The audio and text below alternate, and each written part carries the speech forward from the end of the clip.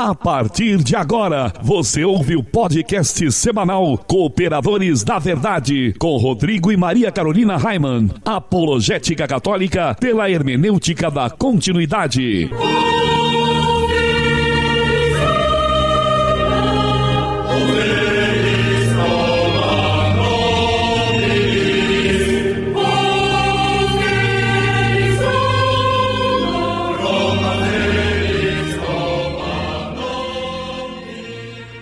Olá, amigo ouvinte, paz e bem, aqui quem vos fala é o professor Raimann e estamos começando mais um podcast semanal Cooperadores da Verdade, apologética católica pela hermenêutica da continuidade. Aqui se fala a verdade, custe o que custar, doa a quem doer. Olá, Carol, tudo bem? Tudo ótimo, meu bem, graças a Deus. Um salve, para os nossos irmãos que estão nos ouvindo agora, paz e bem. E a Carol, agora, além de tudo, é padeira. Como é que foi acontecer isso na sua vida, meu bem? Pois então, é a crise, né? Eu acho que é a crise. O maridão desempregado e aí nós estamos fazendo pão para vender. Um pão especial, né? Um pão gourmet. Isso, o tradicional Malzbrot. Malzbrot é uma palavra em alemão, né? Isso mesmo, isso da nossa descendência. Pão de malte, né? O pão feito com o malte cervejeiro. E sem falar nos recheados, que são deliciosos, hein? É isso aí. Nós temos o de chocolate, né? Feito com bombom. Tem o de queijo com azeitona, que é o mais vendido. O Fritz e Frida, que é a nossa versão alemão de Romeu e Julieta. Malzbrot recheado com queijo e goiabada. Temos o Milchmarmelade, que é feito com doce de leite e coco. É uma loucura. E também o Schweichen, bacon com queijo, com queijo, e o calabrese, linguiça calabresa com queijo. Para você que é daqui de Itajaí e região, pode fazer essa encomenda. A gente tem até uma fanpage lá no Facebook, é só você procurar por Raimann Brot. E com o objetivo de adquirirmos equipamentos novos para substituir os nossos que já estão sucateados, estamos fazendo uma vaquinha. Isso mesmo, basta você entrar na nossa página no Facebook, pois lá tem mais informações de como você pode contribuir com cartão de crédito ou boleto bancário. Isso, e também se você tem algum equipamento usado, mas que funcione e até esteja aí estovando no canto da sua casa, você já não sabe mais o que fazer, pode doar para nós. Nós estamos precisando, com urgência, de mais microfone, e 2 notebooks para continuar as gravações. Isso, não precisa ser coisa cara, não, coisa velhinha mesmo, só para a gente poder ler o texto aqui na gravação do programa, né? E em nosso momento de oração de hoje, além de todas as intenções que estão em nossos corações, queremos rezar por todas aquelas pessoas que já contribuíram com nossa vaquinha online e também por todas aquelas que ainda vão contribuir.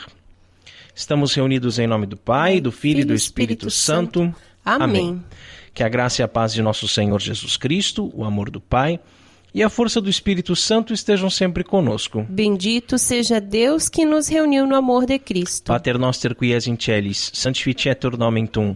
Advenia regnum tuum, fiat voluntas tua, sicut in cielo et in terra. Panem nostrum quotidianum da nobis hodie, et dimitis nobis debita nostra, sicut et nos dimittimus debitoribus nostris, et ne nos inducas in tentationem, se libera nos a malo. Amém. Ave Maria, gratia plena Dominus tecum, benedicta tui mulieribus, et benedictus fructus ventris tui, Iesus. Santa Maria, Mater Dei, ora pro nobis peccatoribus, nunc et in hora mortis nostri. Amém. Gloria Patri et Filio et Spiritui Sancto, sicut erat in principio et nunc et semper et in saecula saeculorum. Amém. Senhor, fazei de mim um instrumento de vossa paz. Onde houver ódio, que eu leve o amor. Onde houver ofensa, que eu leve o perdão. Onde houver discórdia, que eu leve a união. Onde houver dúvida, que eu leve a fé. Onde houver erro, que eu leve a verdade. Onde houver desespero, que eu leve a esperança. Onde houver tristeza, que eu leve a alegria. Onde houver trevas, que eu leve a luz. Ó Mestre, fazei que eu procure mais. Consolar, que ser consolado. Compreender, que ser compreendido. Amar, que ser amado. Pois é dando que se recebe. Perdoando, que se é perdoado. E é morrendo que se vive para a vida eterna. Amém. Salve Maria. Salve Maria. E nós continuamos reunidos em nome do Pai, do Filho e do Espírito Santo. Amém. Amém. Cooperadores da Verdade é um podcast semanal que você pode ouvir em nossa página no Facebook ou ainda no nosso site, cooperadoresdaverdade.com. Que, aliás, está belíssimo o nosso site, hein? Acessa lá, gente. Conteúdo riquíssimo e tem todos os podcasts também para você poder ouvir, né? Baixar. Bem legal mesmo. O programa é apresentado por mim e por minha esposa Maria Carolina. E esporadicamente contamos também com a participação de um ilustre cooperador da verdade. O programa também é transmitido por 5 web rádios. Todas as quartas-feiras, às 20 horas, pela web rádio Eclésia, no site deidemarsantos.com.br. Todas as quintas-feiras, também às 20 horas, pela web rádio Navegantina, radionavegantina.com.br. Todas as sextas-feiras, às 20 horas, pela web rádio Cristo Jovem, no site cristojovem.caster.fm. Todos os sábados, às 18 horas, pela web rádio Franciscanos, radiofranciscanos.com.br. E de segunda a sexta-feira, às 21 horas, pela rádio Princesa das Matas, 1560 AM. E também pelo site valeagora.web.com.br. E se você que está nos ouvindo agora também tem ou conhece alguém que tem uma web rádio que deseja transmitir o nosso programa, nem precisa pedir autorização, viu? É só tocar o terror, porque o nosso objetivo é evangelizar. E quanto mais pessoas forem alcançadas, melhor. Seria interessante apenas mandar uma mensagem para nós. E afinal de contas, como é que faz para mandar uma mensagem, Carol? Muito fácil, viu? Olha, pode ser na página do Facebook, que é facebook.com/Os Cooperadores da Verdade, no e-mail contato@cooperadoresdaverdade.com. E assim nós poderemos divulgar o dia e o horário da transmissão. Porque talvez até tenha mais gente já transmitindo o programa, mas que não mandou a mensagem para nós ainda, a gente não sabe, né? A gente está divulgando essas 5, né? Isso aí. E na nossa página no Twitter, você pode deixar a sua sugestão ou crítica e seu pedido de oração. O endereço é bem simples, @coop_verdade. E o programa também está disponível nas principais plataformas de podcast no iOS, para quem usa os telefones da Apple, e também em Android, Windows Phone e etc. Graças ao meu afilhado Peter, que manja dos paranauês. É isso aí. E no quadro A Vida dos Santos, nós estamos estudando a vida dos santos padres. Lembrando que nem todo santo padre é de fato um santo canonizado pela igreja, né? Esse estudo também é conhecido como patrística. Os padres da igreja foram influentes teólogos, professores e mestres cristãos e importantes bispos. Seus trabalhos acadêmicos foram utilizados como precedentes doutrinários nos séculos subsequentes. Os padres da igreja são classificados entre o século II e VII. No último programa, nós falamos sobre Metódio de Olympus. Você lembra, meu bem? Lembro. A Vida dos Santos.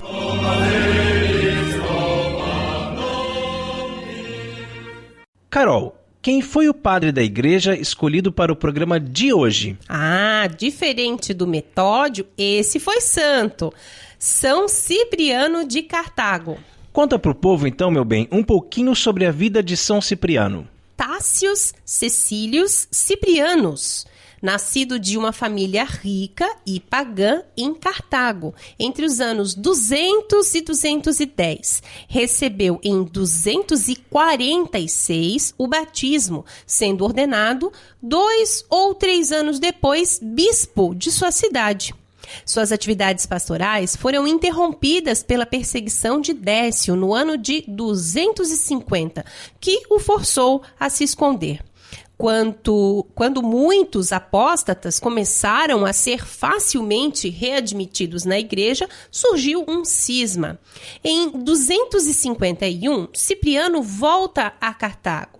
Num sínodo, excomungou os chefes da dissidência laxista e determinou que os apóstatas passassem por severas penitências antes de reingressarem na comunidade.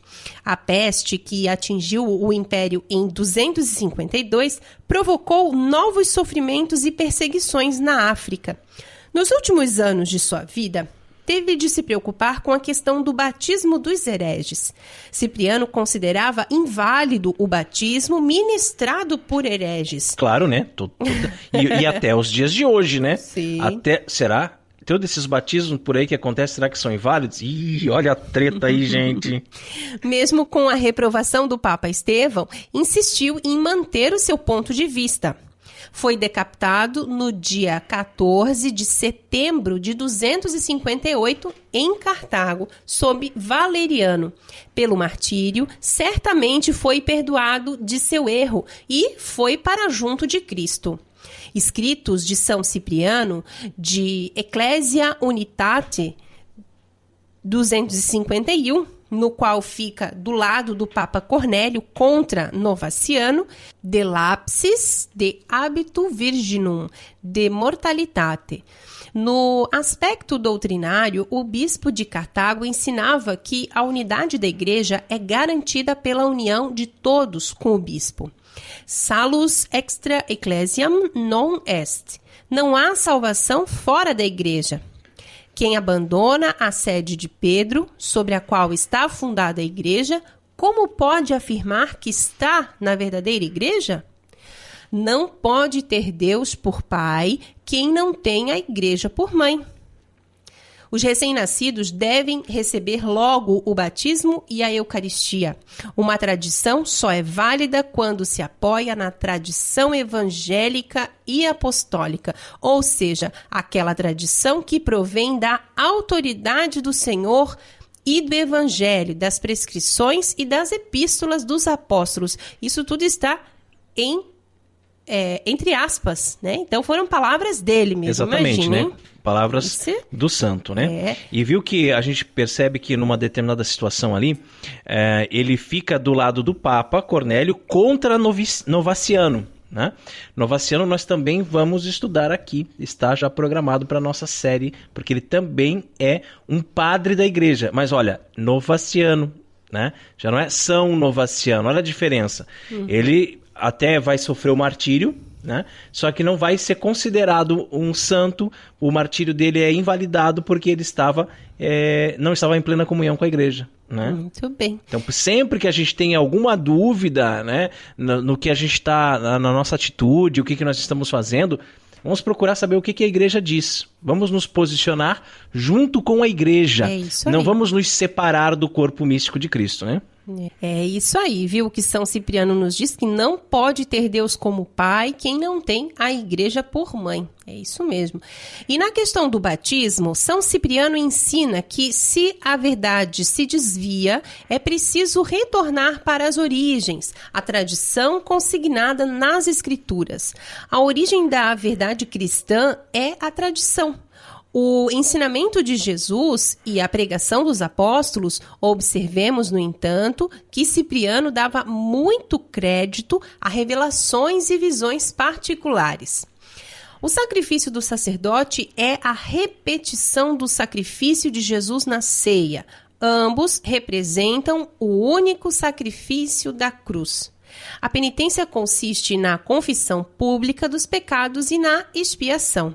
Todos os justos defuntos, inclusive os não mártires, recebem sua recompensa imediatamente após a morte. O estado intermediário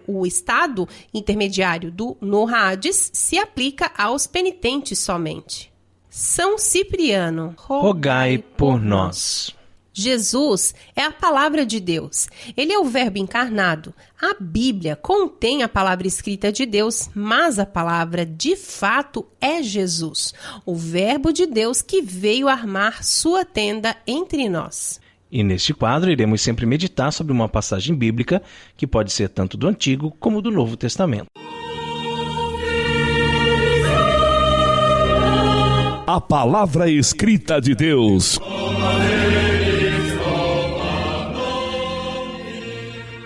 Senhor esteja conosco. E Ele está no meio de nós. Proclamação do Evangelho de Jesus Cristo segundo Mateus. Glória a vós, Senhor. Naquele tempo, um dos 12 discípulos, chamado Judas Iscariotes, foi ter com os sumos sacerdotes e disse: Que me dareis se vos entregar Jesus? Combinaram então 30 moedas de prata. E daí em diante, Judas procurava uma oportunidade para entregar Jesus. No primeiro dia da festa dos ázimos, os discípulos aproximaram-se de Jesus e perguntaram: Onde queres que façamos os preparativos para comer a Páscoa? Jesus respondeu: Ide à cidade, procurai certo homem e dizei-lhe: O mestre manda dizer: O meu tempo está próximo. Vou celebrar a Páscoa em tua casa, junto com meus discípulos. Os discípulos fizeram como Jesus mandou e prepararam a Páscoa. Ao cair da tarde, Jesus pôs-se à mesa com os 12 discípulos. Enquanto comiam, Jesus disse: Em verdade eu vos digo, um de vós vai me trair. Eles ficaram muito tristes e, um por um, começaram a lhe perguntar: Senhor, será que sou eu? Jesus respondeu: Quem vai me trair é aquele que comigo põe a mão no prato. O Filho do Homem vai morrer, conforme diz a Escritura a respeito dele. Contudo, ai daquele que trair o Filho do Homem. Seria melhor que nunca tivesse nascido. Então, Judas, o traidor, perguntou: Mestre, serei eu? Jesus lhe respondeu: Tu o dizes. Palavra da salvação. Glória a vós, Senhor. Dentro da Semana Santa, ao longo da qual a Igreja nos convida a reviver os últimos dias de Cristo e a associar-nos aos sentimentos que o animaram a entregar-se à morte por nós, a quarta-feira maior é um dia de especial recolhimento, penitência e mortificação, já que nela se recorda a traição de Judas Iscariotes. No Evangelho de hoje se lê: Somos postos diante do fato de que aquele que venderia o Senhor por 30 moedas fora chamado a fazer parte do colégio apostólico. Jesus o quis, sim, perto de si, para estar em sua companhia. Conheço os que escolhi, diz ele no Evangelho segundo João. Por isso sabia desde o princípio que, dentre os que escolhera, um não corresponderia por culpa própria às graças abundantes da fé e caridade apostólicas. Quando Judas pergunta: Mestre, serei eu? E Jesus lhe responde: Tu o dizes? Isso é muito forte, né? Isso mexe bastante com a gente, com as nossas atitudes, com o nosso dia a dia, com as nossas escolhas, com o nosso pecado, né? Quando nós pecamos, nós estamos traindo Cristo. Quando nós pecamos, nós temos a cara de pau de ainda perguntar: Mestre, serei eu? Né? Jesus diz: Tu o dizes. Tu que está fazendo isso. Tu que estás escolhendo esse caminho de pecado, esse caminho de erro, esse caminho fora da comunhão com a igreja, né? Então, é muito forte, isso mexe bastante com a gente. E na quarta-feira maior, que é o dia da traição, né? A gente pôde acompanhar aqui em casa e até comentamos, né? Porque nas redes sociais as pessoas estavam postando dizendo: hoje é o dia do beijo. Hoje é o dia do beijo. E daí, quero mandar um beijo para minha mãe, para meu pai, para você, né? Quero mandar um beijo para meu namorado, quero mandar um beijo para todo o pessoal do meu trabalho, quero mandar um beijo para os meus... E beijo para lá, beijo para cá, porque hoje é o dia do beijo. Gente, na quarta-feira maior, o beijo é o beijo da traição, né? É o beijo que Judas dá em Jesus lá no Horto das Oliveiras. Então não tinha nada para se comemorar, na verdade, né? Como os outros 11, também Judas foi convocado a ser santo. Nós todos temos a vocação para a santidade. Às vezes você pergunta: qual que é a sua vocação? Você vai casar? A sua vocação é o matrimônio? Você vai ser um religioso, uma religiosa? Você vai ser um padre, né? Qual que é a sua vocação? Bom, a vocação primeira é a santidade. Todos nós somos chamados a ser santos. E Judas também, ele foi chamado a ser santo. Hoje a gente percebe que todos os 11...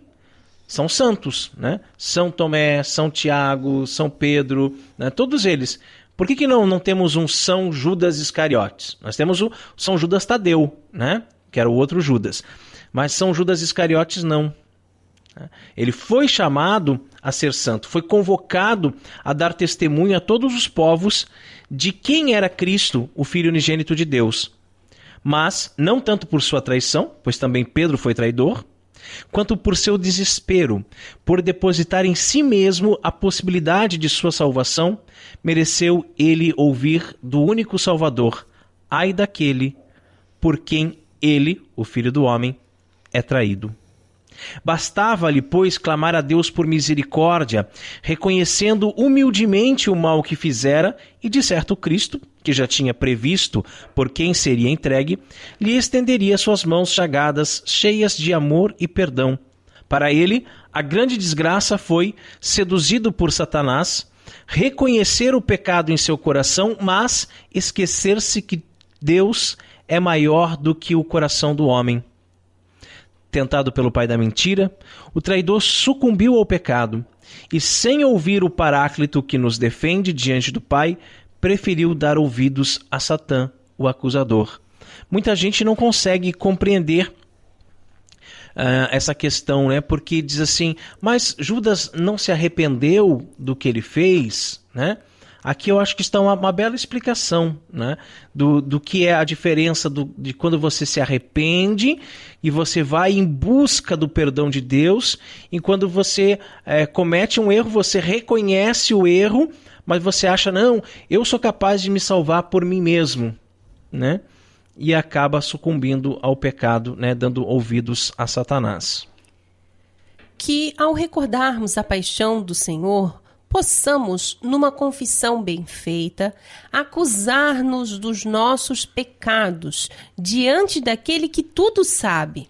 Quando nós falamos aqui em recordarmos a paixão do Senhor, não quer dizer que é só lá na Semana Santa, né, gente? Recordar a paixão do Senhor nós fazemos todos os dias. Então, quando você for fazer uma confissão, antes recorde da paixão do Senhor, né? Confiantes na misericórdia infinita de Deus, imploremos-lhe o perdão que Ele, como Pai, pleno de bondade, já está disposto a conceder-nos.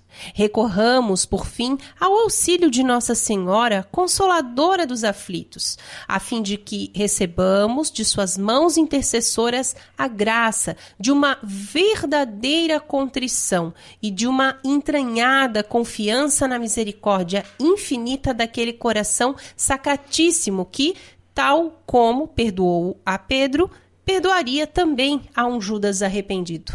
E essa belíssima reflexão sobre essa passagem do Evangelho pode ser encontrada no site do Padre Paulo Ricardo, o nosso professor opressor. Oprimindo com sutileza. E nós somos os Cooperadores da Verdade. Se você deseja ouvir os episódios mais antigos, inclusive aqueles da nossa primeira temporada, acesse nossa página no SoundCloud, soundcloud.com/Os Cooperadores da Verdade, ou o nosso site cooperadoresdaverdade.com, pois todos os programas já estão disponíveis lá.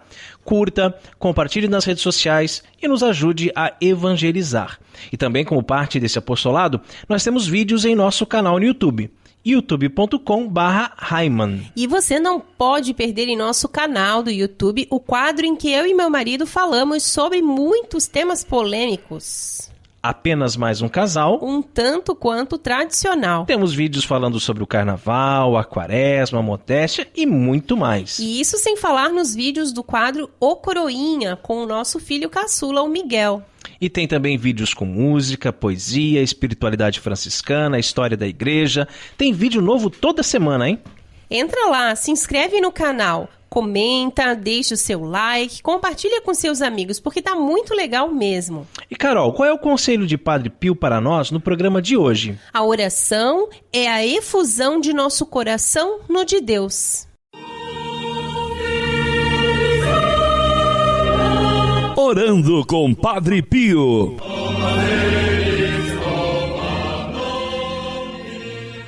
Santo Agostinho refletia sobre isso. Fizeste-nos para ti, e inquieto está nosso coração enquanto não repousa em ti. Eu acho muito linda essa frase. Lindo, né? Muito profundo, né? Sim. Porque o ser humano realmente, ele vive inquieto, né? Ele vive buscando alguma coisa que ele não sabe o que né? Mas só quando ele descobre que o que ele está buscando é Deus, que é o colo de Deus, né?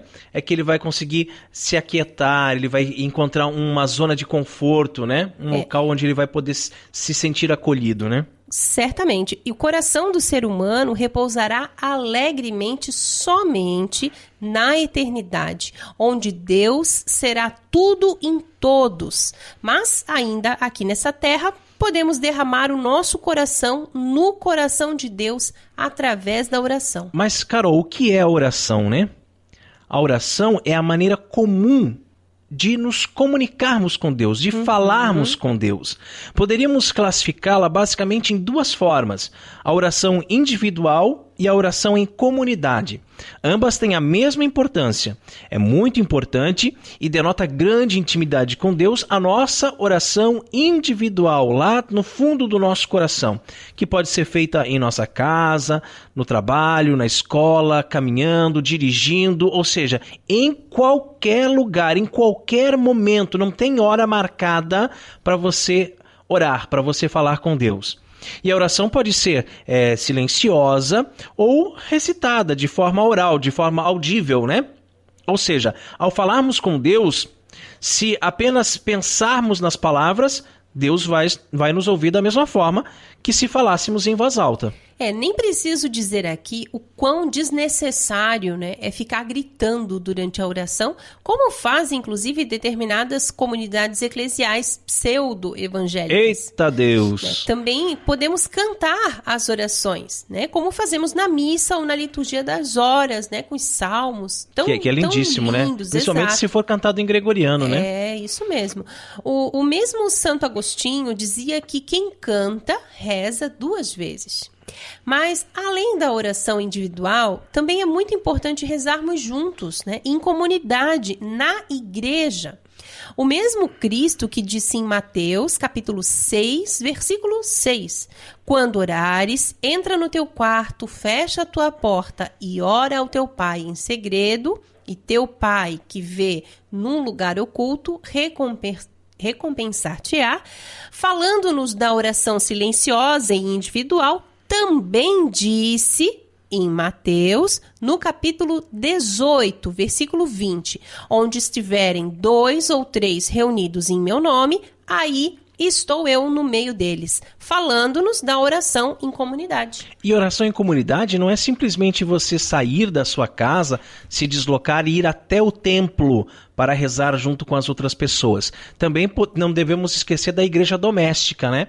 Pai, mãe, filhos que se reúnem, desligam a maldita televisão, né?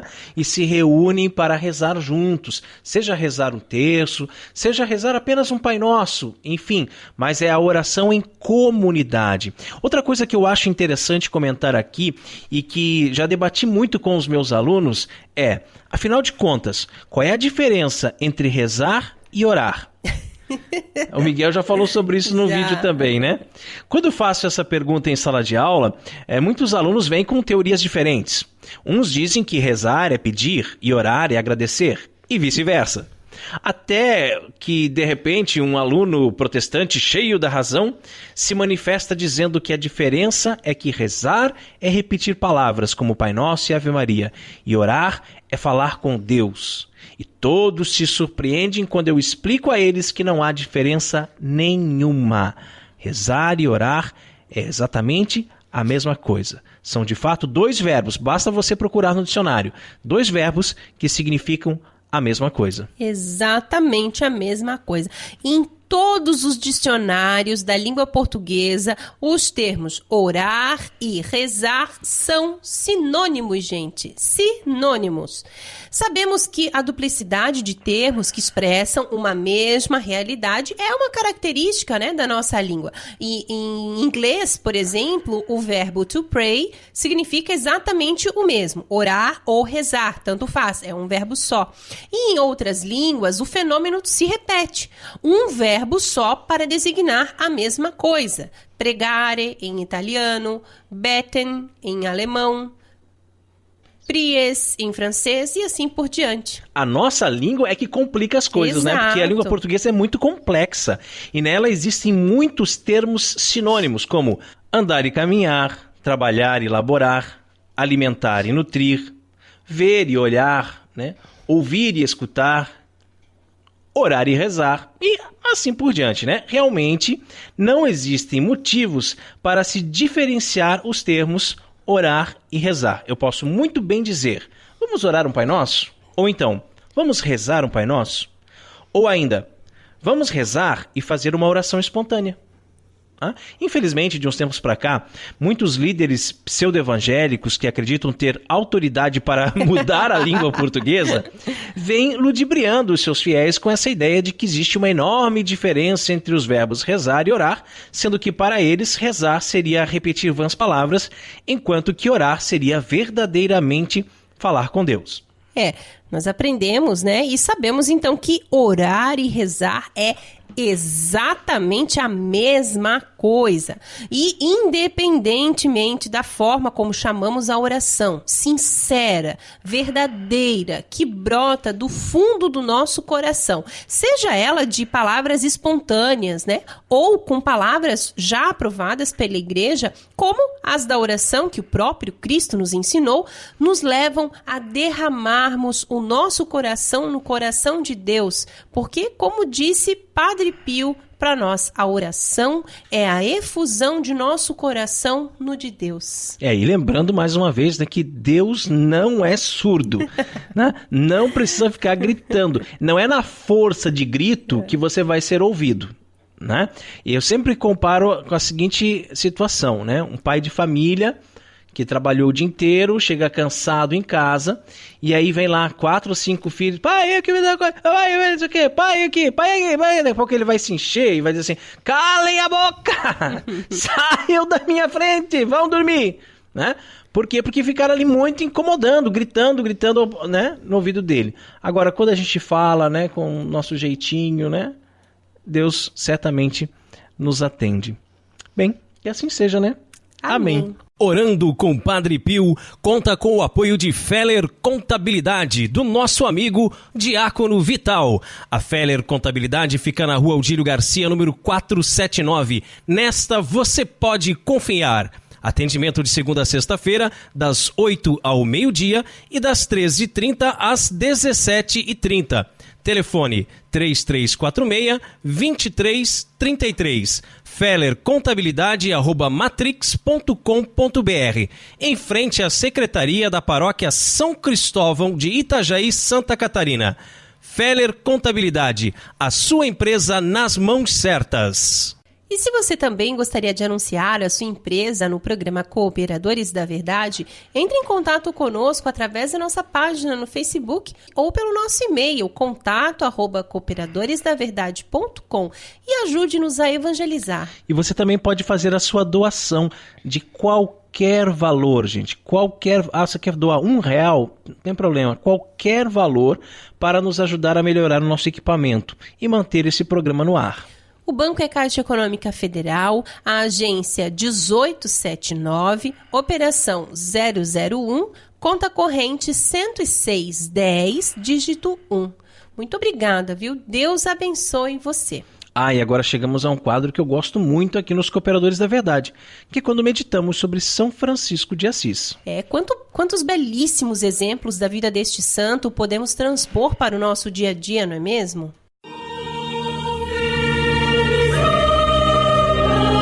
Fontes Franciscanas.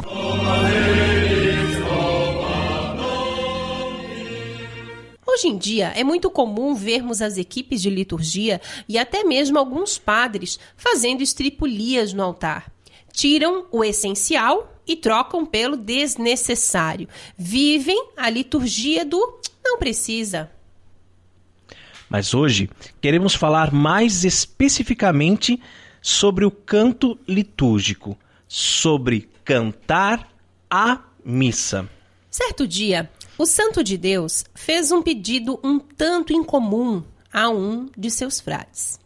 Sabendo que o frade, antes de sua conversão, era músico, São Francisco pediu para que ele tocasse alguma música agradável aos ouvidos, que se diferenciasse das músicas do mundo, mas que confortasse, né, e desse alívio ao irmão corpo cheio de dores. Estranho ver Francisco preocupado com o irmão corpo, mas será que de fato era isso? Ou havia outra intenção no pedido de nosso seráfico pai? São Francisco explica ao frade que, originalmente, os instrumentos musicais foram criados para o louvor a Deus, mas que com o tempo foram se desvirtuando e passaram somente a ser utilizados para agradar o ouvido humano. No Antigo Testamento encontramos o livro dos Salmos, 150 salmos, e pelo menos metade deles foi composto pelo rei Davi. Os salmos são louvores que eram cantados, acompanhados ao som da cítara suave, mas também com tambores e outros instrumentos.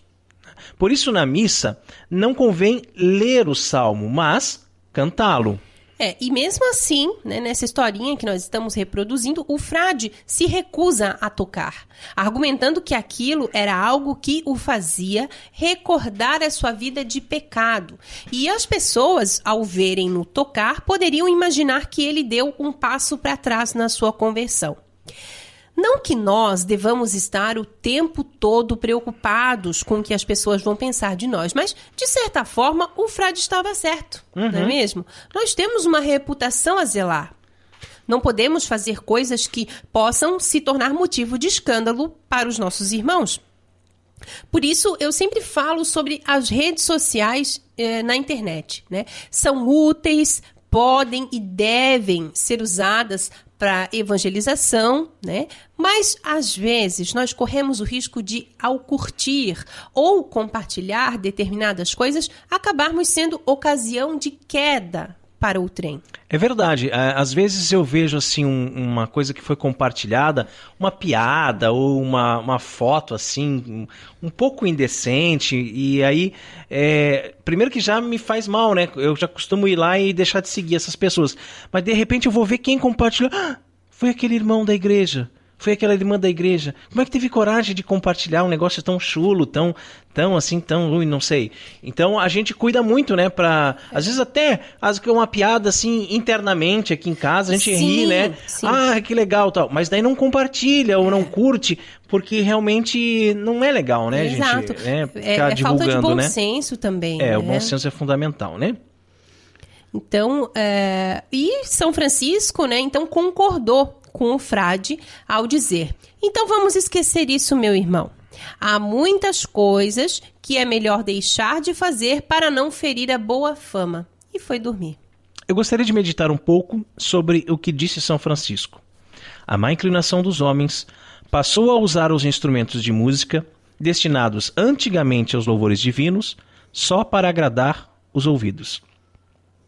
Em que o homem, ser racional, transformou a música. Se viajarmos pela história da música, passaremos por peças tão belas, coisas tão lindas, e eu nem estou falando aqui da música sacra, hein? Me refiro apenas à música profana mesmo. Mas hoje em dia é só um pancadão com letras obscenas. Sem querer me alongar, citando os clássicos, né? Vivaldi, Bach, Mozart, Beethoven, Chopin, Wagner, Strauss, entre outros, mas focando um pouco aqui na música brasileira. A nossa música já foi aclamada no exterior como sendo de grande qualidade, e hoje nossa juventude ouve apenas lixo. Uma poluição sonora, uma poluição musical que só pode ter vindo dos confins do inferno. E me diz uma coisa, o que aconteceu com o gregoriano, hein? Pois é, com a música sacra, com a música da missa. Aquela música que nos levava para bem pertinho de Deus. Gente, foi substituída por guitarra elétrica, contrabaixo e bateria. Para que isso, meu Deus do céu? Pra quê? Meu Deus do céu. É uma barulheira tão grande que não deixa ninguém rezar, que não deixa ninguém se concentrar. Quando a gente tá chegando na igreja e já escuta a bateria tocando, dá vontade de voltar. Sim, já dá um arrepio, né? De procurar um lugar onde, né, não tenha bateria, não tenha guitarra, onde tenha um órgão, onde a música seja uma elevação da nossa alma para Deus, né? Muito complicado. Eu não entendo, assim, o pior é que muita gente dentro da igreja, como aconteceu no final de semana passado, o último fim de semana que nós fomos à missa, né, domingo de manhã, o ministério tocou uma música que eu não lembro nem qual era, mas o meu pé, eu estava ajoelhada, o meu pé, então, encostando no banco de trás, e o banco tremia, gente. O banco trepidava do som, né? E como que essa música pode nos aproximar de Deus? E as pessoas são coniventes, a começar pelo próprio padre, né? As pessoas, Porque o padre já podia dizer, não, tira essa bateria daqui.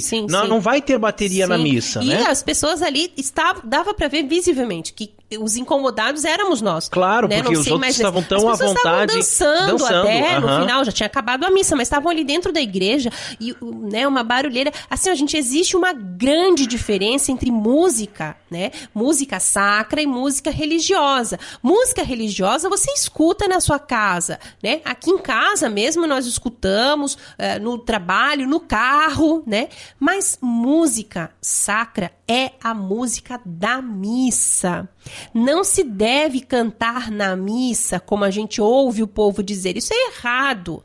Nós não cantamos na missa. Nós devemos cantar a missa. Olha a diferença. Não cantamos na missa, exatamente, mas sim os textos missa. da missa, os textos aprovados. Vai cantar o santo, então pode ter um ritmo lá, mas vai dizer santo, santo, santo, Senhor Deus do universo, o céu e a terra. Vai cantar o glória, glória a Deus nas alturas e paz na terra aos homens por ele amados. Então você vai cantar os cantos, né? Os textos aprovados, exato, né? Cada canto adequado, né? Adequado àquele respectivo momento litúrgico. Também não há espaço para dança na liturgia, como vemos em tantas e tantas igrejas aqui no Brasil. Inclusive, existem grupinhos, ministério de dança, né? Onde as meninas ensaiam as coreografias para o ofertório. Gente, isso não existe. Isso não existe. Né? Estão transformando a celebração eucarística em um terreiro de candomblé. Não! Chega! Tá na hora de parar, tá na hora de voltar o coração para Deus, para as coisas do alto. Deus deve ser o centro e não o homem. Precisamos voltar-nos para o transcendental. Os ministérios de música estão perdendo totalmente a noção do sagrado e pior, os padres são coniventes, como eu já falei aqui. É isso mesmo, cantam músicas assim tão ridículas que chega a ser engraçado, né? Você vai pro santo sacrifício da missa. Para ouvir Roberto Carlos. Mergulhar no mistério da paixão, né? Morte e ressurreição do Senhor, mas às vezes perde a concentração por causa da música. Né? É preferível deixar sem música do que tocar canções em ritmo de forró, de baião, de sertanejo, né? De sei lá o quê. Senhor, tem de piedade, perdoai a minha culpa e perdoai gente, a minha culpa. Me desculpa, viu? Me desculpa, né? Mas eu não consigo entender. Eu não consigo entender como é possível pedir perdão dançando, né? Ou batendo palma, e como nós estamos cansados de ver isso em nossa igreja, né, verdade, meu bem? Muito, muito, muito. É uma paganização do cristianismo. Né?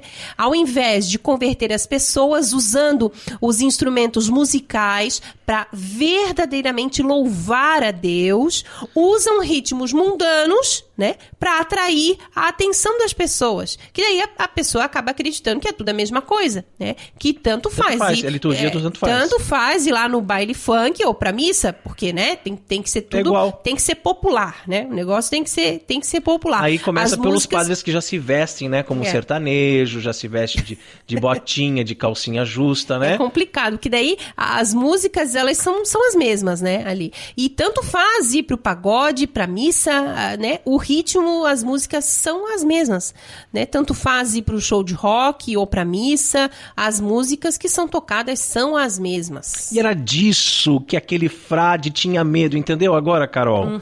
No passado ele tocava músicas mundanas e abandonou a cítara desde que se converteu e entrou para a ordem dos frades menores. Ele foi radical, ele deixou a cítara num canto, ele não queria mais tocar. Ele poderia, sim, ter atendido ao pedido de São Francisco e tocado uma canção de louvor, mas preferiu não arriscar, preferiu afastar a tentação. Mas Deus, em sua infinita bondade, naquela noite, enviou um anjo para tocar uma linda melodia para o nosso seráfico pai, São Francisco de Assis. Que assim seja. Amém. Fontes Franciscanas conta com o apoio da Livraria Católica Auxílio dos Cristãos. Artigos religiosos. A Livraria Auxílio dos Cristãos fica na Praça Governador Irineu Bornhausen, centro de Itajaí, no estacionamento da Igreja Matriz do Santíssimo Sacramento. Calendários, bíblias, livros, artigos litúrgicos, camisetas, cartões, presépios, crucifixos, imagens sacras, CDs, DVDs e muito mais. Telefone 3349-0692. 3349-0692. Livraria Auxílio dos Cristãos. 21 anos de tradição. E chegamos ao quadro mais gostoso aqui do programa Cooperadores da Verdade, onde nós apreciamos o pão líquido, porque não somos puritanos e sabemos valorizar o sabor que os monges cervejeiros nos deixaram como legado. Bem na hora mesmo, Carol, pois eu não aguentava mais de sede. Catolicismo e cerveja.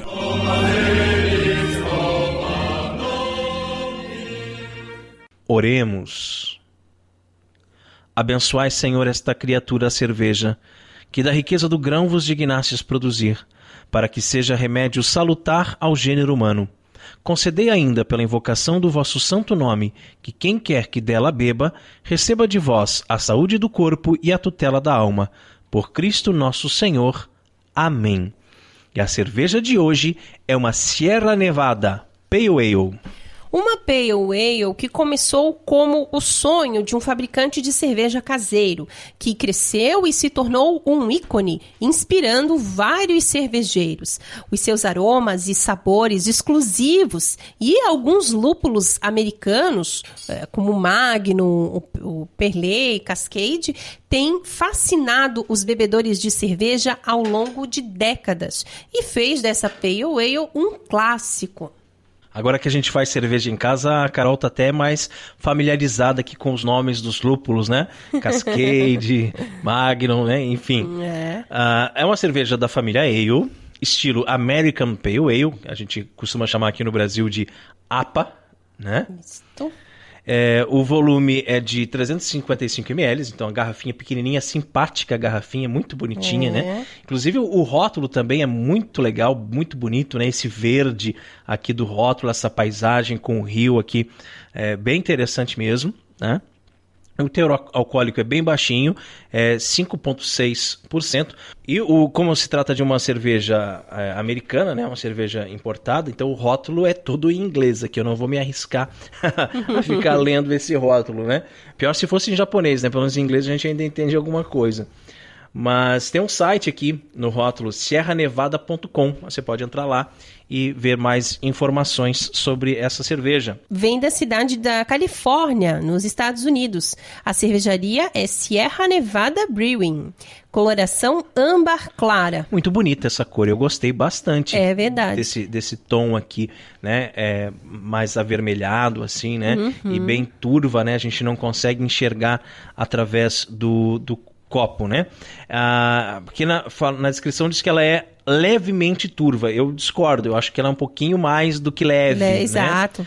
E a gente percebe que a espuma tem uma boa formação, né? e que persiste no copo. Claro, depende muito de como que você vira o copo, né, na hora de colocar a cerveja. Se você coloca ela diretamente, ela vai persistir um pouco mais. Se você inclina o copo, a espuma acaba sumindo mais rápido. E os aromas, né? Os aromas que a gente já pode sentir, né? Já sentiu, Carol? Olha aqui as notas. Deixa eu ver. As notas cítricas, né? Nossa, já pelo cheiro, hein? O lúpulo, né? Uhum. O malte também dá para sentir bem.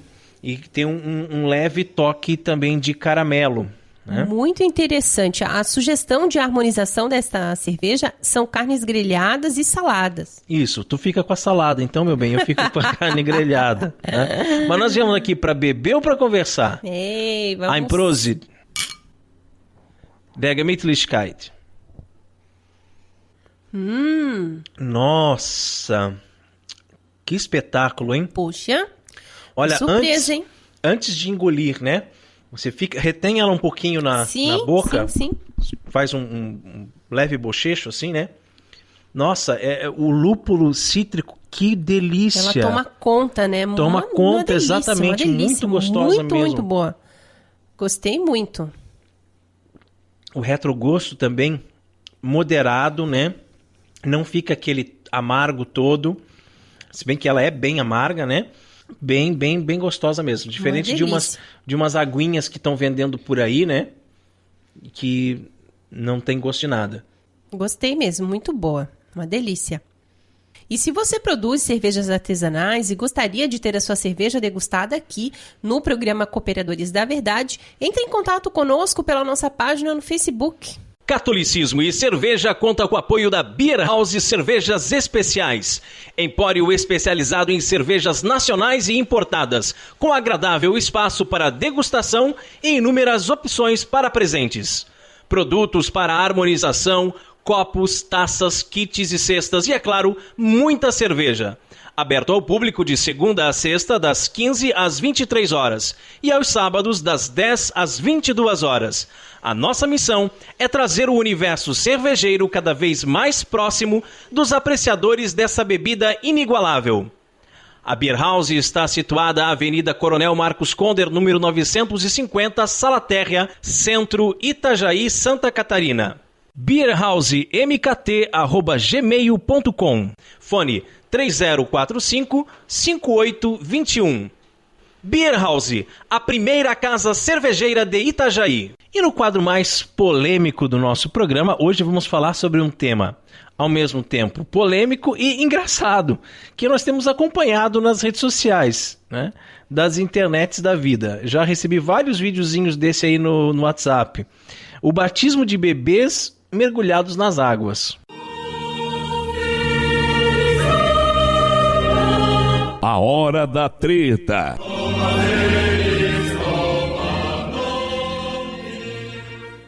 Batismo de bebês por imersão. O gloob-gloob de Jesus. Tem gerado muito bafafá nas redes sociais os vídeos de padres mergulhando bebês inteiramente na água no momento do batismo. O mais curioso é que, pelo visto, a moda tá pegando aqui no Brasil. Mas pode isso? Sim, pode sim. A Igreja Católica admite o batismo de crianças e adultos nessa forma, por imersão. Porém, historicamente, esse rito é muito mais usado pelas igrejas católicas orientais, sui iuris. O Código de Direito Canônico diz, lá no cânon 854, o batismo seja conferido por imersão ou por infusão, observando-se as prescrições da Conferência dos Bispos. Aqui, no nosso caso, a Conferência dos Bispos é a CNB do B. Então, aqui o costume é batizar por infusão, ou seja, jogando água sobre a cabeça. Essa é a praxe. Porém, permite-se o batismo por imersão, onde houver condições adequadas a critério do bispo diocesano. Muita gente não sabe, mas nos primórdios da igreja, o batismo era feito preferencialmente por imersão. Porém, como nem sempre havia um lugar apropriado para realizar o rito dessa forma, era também já admitido o batismo por infusão. Com o tempo, nas igrejas do Ocidente, por uma questão de maior praticidade até, o batismo por infusão acabou se tornando o mais comum, enquanto no Oriente permaneceu a prática do rito por imersão. Então, já sabemos que pode, tá? Pode. Mas será que se deve batizar bebês aqui no Brasil dessa maneira? É mesmo uma boa ideia? Bem, cada diocese tem sua própria realidade. Daí a importância do zelo e bom senso de cada bispo. Bom senso, olha aí, bisparada, bom senso. Mas já que muitas pessoas, né, nos pedem a nossa opinião, nós, né, aqui acreditamos que o batismo de adultos por imersão, por seu simbolismo forte e rico, né, pode muito bem ser aplicado para os adultos em nossas paróquias. Mas quanto aos bebês, a coisa não é tão simples assim, né? Por não estarem acostumadas com o rito do batismo por imersão, as famílias costumam ficar muito apreensivas ao ver seus bebês sendo mergulhados na água. É possível que alguns pais nem mesmo queiram que seus filhos sejam batizados assim. Também tem a questão do próprio bebê se incomodar e chorar, né? Enfim. Sinceramente, gente, é necessário expor os fiéis a esse tipo de tensão? Pois é, outro problema é que, por não ser parte da nossa cultura, né, nem todo padre tem a manha, na verdade, de afundar o bebê de forma a causar a ele o mínimo desconforto possível. Vai que afoga a criança, né? Inclusive tem um vídeo, né, aí rolando, nós podemos ver o batismo de uma criança ortodoxa. O sacerdote faz tudo com tanta delicadeza que ninguém se mostra preocupado e o bebê quase nem chora. Num outro vídeo que também viralizou, mostra aí uma outra igreja ortodoxa, onde os padres se mostram muito habilidosos em um batismo coletivo, em que 500 bebês foram batizados. Porém, um erro pode ser fatal, não é mesmo? Apesar de raros, acidentes em batismos de bebês por imersão acontecem, gente. Em 2010, um bebê morreu após ser submerso 3 vezes durante o batismo em uma igreja ortodoxa da Moldávia. Uma desgraça, né? Imagina só. Imagina. E eu fico pensando também, né, Rodrigo, por exemplo, e depois do rito ali do batismo, a criança vai ficar molhada, né? Imagina, a cabeça molhada, o corpinho molhado, até vai secar, mas como é que você vai fazer? Vai trocar a criança no banco da igreja, né? Uma situação assim meio esquisita. E a maioria dos vídeos que a gente vê, ainda a criança tá nua, né? E o nosso costume aqui latino é que ela esteja com as vestes brancas, né? E tudo mais. Então é difícil para nós, assim, assimilarmos, né? Portanto, não dá para um padre do rito latino um dia, de repente, acordar e do nada resolver fazer batismos de bebê por imersão. Também tem isso, né? Se bem que tem uns loucos por aí que não sei não, né? Ele precisa refletir se, do ponto de vista pastoral, essa novidade será realmente frutífera. E também precisa estar bem seguro do que está fazendo para não haver acidentes nem pimpolhos traumatizados, né? É isso aí. Muito bacana esse tema, né? Bastante atual. E nós queremos mais uma vez parabenizar o site O Catequista por mais essa belíssima reflexão. Nosso muito obrigada pelo importante papel que vocês vêm desenvolvendo na internet. Um grande abraço ao nosso amigo Alexandre. Que Deus abençoe você e toda a sua família, meu irmão. E agora a Carol tem um convite especial para você que mora aqui em Itajaí e região. Eu quero convidar a todos a participarem das Santas Missas no Carmelo de Itajaí. O Carmelo Santa Teresa fica na rua Benjamin Constant, 425, no bairro Cabeçudas. De segunda a sexta-feira, o horário da missa é 5 horas da tarde. De terça a sexta-feira, às 7 horas da manhã. No sábado, às 5:30 da tarde. E no domingo, 8:30 da manhã, gente. E rezemos a Virgem que nos proteja, nos guie e cuide do nosso apostolado. Salve Regina, Mater Misericordiae, vita dulcedo et spes nostra salve. A te clamamos, exulis filii Eve, a te suspiramus, gementes et flentes in ac lacrimarum vale. Eia ergo advocata nostra, illos tuos misericordes oculos ad nos converti, et Iesum benedictum fructus ventris tui, nobis sposo hoc exilium ostende, o clemens, o pia, o dulce Virgo Maria. Ora pro nobis sancta Dei genitrix, o dignificiamus promissionibus Christi. Amém. Debaixo de vossa proteção nos refugiamos, Santa Mãe de Deus. Não desprezeis nossas súplicas em nossas necessidades, mas livrai-nos sempre de todos os perigos. Ó Virgem gloriosa e bendita. Amém. E chegamos ao fim de mais um programa Cooperadores da Verdade. Venha você também ser um cooperador. Colabore com esse apostolado fazendo a sua doação para que possamos adquirir equipamentos melhores para manter este programa no ar. Contamos com a sua generosidade e também com a sua oração. Muito obrigado a você que nos acompanhou nesse podcast. Ajude a divulgar compartilhando nas redes sociais. Tão rápido, né, Rodrigo? Mal a gente começou, já acabou. Mas isso Mas aí. Semana que vem tem mais. É isso aí, se Deus quiser. Deus seja louvado, meu irmão, minha irmã, pela sua vida. Muito obrigada por ter nos acompanhado até aqui. Um grande abraço a todos. Salve Maria.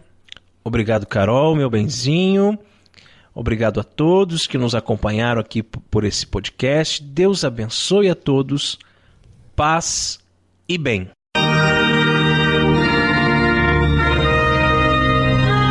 Você ouviu Cooperadores da Verdade com Rodrigo e Maria Carolina Raimann, apologética católica pela hermenêutica da continuidade.